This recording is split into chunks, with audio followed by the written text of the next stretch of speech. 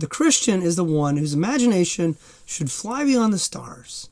Welcome. So glad you're with us. Today we're starting a brand new series walking through the great booklet by Francis Schaeffer called Art and the Bible. Now, it's been over 50 years since he first put this out in 1973. So much has changed in our culture, and Schaeffer never really addressed the performing arts or films, video games. So it's due for an update. And to that end, we're going to shoot our 25 videos, publishing them daily, talking about this booklet, what's great about it, what could be updated to help Christians today. Welcome, I'm Joel Pelsu, president of Arts and Entertainment Ministries.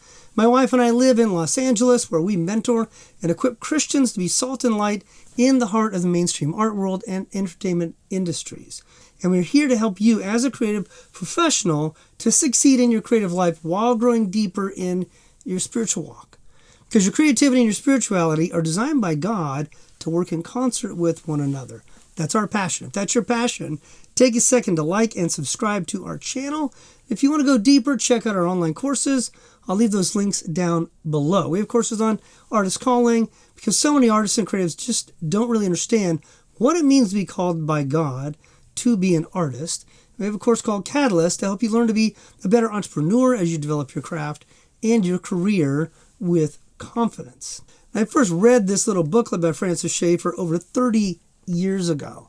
It's an essential book to read for anyone who's a Christian and a creative who wants to think clearly about how their art and their faith are connected. Actually, it's not just for creatives. Your pastor and elders should read it too. Let's help the whole church understand art and the Bible so we can help the larger Christian community to embrace a holistic biblical view of art, creativity, and imagination. So I recommend this all the time. You can too. It's one of the great contributions of Schaeffer was helping Christians understand that our lives are not to be lived in compartments. You know, your faith over here and your art over here. God wants all of your life. We're called to live all of our life to the glory of God, not components and pieces for God and components and pieces for us. And it's in this booklet where Schaeffer wrote that phrase, the Christian is the one whose imagination should fly beyond the stars. We as Christians should be inspiring the cultural dialogue across the country, across the world, and driving new creative ways to communicate and creating new wonderful kinds of art. We should be pushing the boundaries of what we can do with our talents and skills.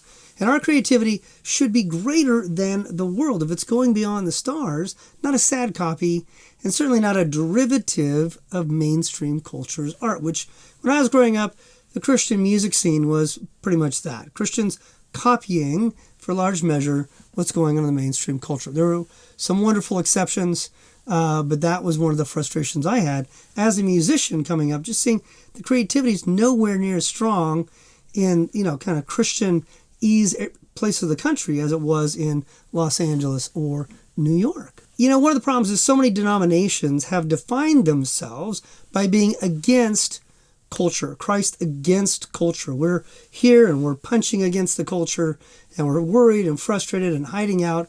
And when we do this, there are always unintended consequences. In this case, in the last century, it meant we never developed a theology about how to engage culture because they decided it wasn't even important to God, period. If you're not familiar with those categories, Christ above culture or Christ against culture, they're from a classic work by the title of Christ and Culture by Richard Niebuhr, another book I read 30-some years ago in seminary. And you don't have to go read the whole book. I have a basic book review. I did a YouTube video on that book that you can watch to better understand the different approaches to culture by different segments of the church. I'll leave a link down below and put a link in the video as well. For many creatives, it helps them understand how their pastors and even their seminaries just struggle to understand culture and the arts and how it relates to the church. So I encourage you to check that out to think more deeply about this. The easiest example would be the fundamentalists and for a large part the Baptist church. In the last 100 years, they focused on the fundamentals of Christianity, and this is a good,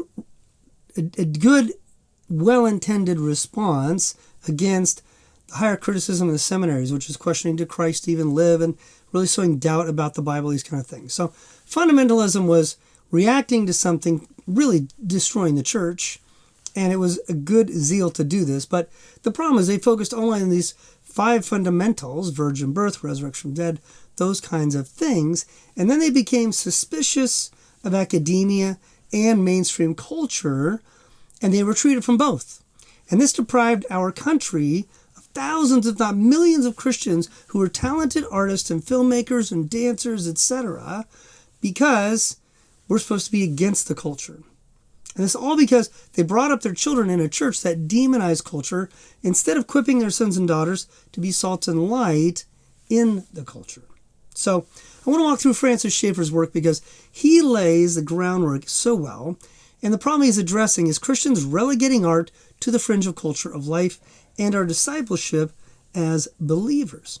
And he starts with the basic question: does art have a meaningful place in the Christian life? Great question to start with. Now I want to add some context. Since he wrote this pamphlet in 1973, we've made progress in many areas of the church. We're not in the same place, thank God. Lots of churches use arts in worship. Charismatic churches with large screens, or big community churches showing PowerPoint and videos. And on the other end of the spectrum, we still have the high churches like Anglicans, Episcopalians, who cherish the organ and classical music, along with stained glass windows and classical music and high art, right? This is all great. But for the most part, we still don't have a theology for art that the broader church embraces. But at least Christians are sensing we should engage in some way. There are more and more Christian colleges who provide degrees in cinema and film, as well as music and art. Some even have degrees in developing video games. My wife and I met some of them back in June at a.e.ministries, which is a sort of think tank and gathering for Christians in the gaming industry, led by my friend Chris Skaggs. There's encouraging things going on in the video game arena as Christians emerge, wanting to impact their generation. So we want to celebrate the progress that has been made in the church and the Christian community. Right now, I just want to invite you on a journey with me. We'll walk through Schaeffer's booklet, showing how excellently he clarified a lot of issues the Christian community may still need to understand. And then I'll add my commentary on what I think is missed or what adjustments and updates we should make for today's audience. Clearly, Schaeffer saw how our culture was becoming nihilistic and relativistic, and he was spot on. He would be like, I prophesied or predicted this, and it's even worse. And yet he couldn't have foreseen the impact of media on cell phones, teenage influencers, social media, virtual reality, and now AI is a whole brave new world going crazy again. So there's so much to look at and talk about. I'm glad you're with us. And by the way, thank you for joining me. Feel free to ask any questions in the comment section. Share your observations about updating this classic. And if you're enjoying these videos, of course, take a minute to like and subscribe. We also have online courses and hundreds of videos and blogs on our website for you to search and find more encouragement and thoughtful ways to approach art in your faith. We also have a devotional for artists that goes out every Monday. You can only get if you sign up for our e-newsletter. So sign up for that too. Get encouraged daily. As always, I pray that God blesses you so that you may be a blessing to others and that your art will be salt and light in a world that desperately needs it.